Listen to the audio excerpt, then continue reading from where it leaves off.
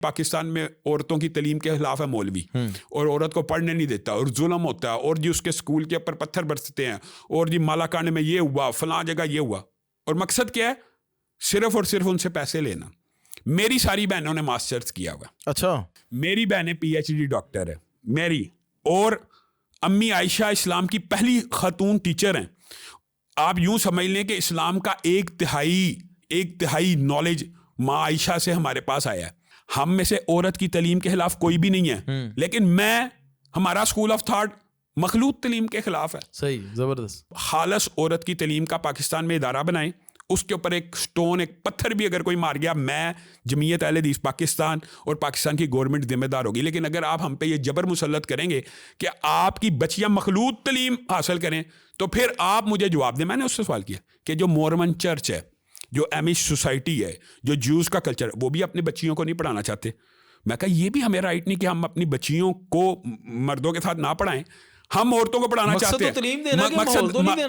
میں نے ان کو یہی کہا, میں کہا آپ کا مقصد تعلیم دینا نا عورتوں کو, تو آپ خالص عورتوں کی تعلیم کے ادارے بنا کے پاکستان میں دیکھ لیں, آپ کے اوپر ایک بھی سٹون, ایک بھی کنکر کوئی نہیں پھینکے گا. آج سے 50 سال پہلے امریکہ میں بہت زیادہ یہ تحریک تھی کہ عورتوں کو کی تعلیم مخلوط نہیں ہونی چاہیے, اور ابھی بھی ایسے لوگ ہیں, ہمیں ان سے کوئی اعتراض نہیں. اگر آپ کی بات یہ ہے, آپ کا پروگرام یہ ہے کہ آپ عورتوں کی تعلیم کے خلاف نہیں, میں کہا آپ کو بتایا گل جاتا ہے. پھر پھر ظاہر ہے انہوں نے بھی کچھ جواب دینے تھے, انہوں نے کچھ علاقوں کا کہا, بجوڑ کا اور مالاکنڈ ایجنسی کی. اچھا, ویسے کئی مسئلے ہوئے ہیں یہ کہ جو ہے مخلوط کے اوپر پتھراؤ کیا ہو. میرے تو نظر میں نہیں گزرا کہ مخلوط ادارے کے اوپر بھی پتھراؤ کسی نے کیا ہو. ہاں, انہوں نے سٹوننگ کا نا ایک واقعہ پیش کیا. اچھا, یہ جہالت پر مبنی ہوتا ہے نا, اس میں اسلام کا کیا قصور ہے؟ میں نے اس کا جواب دیا. یہ جو آپ نے بات کی ہے نا, یہ بھی بڑی ویلڈ ہے.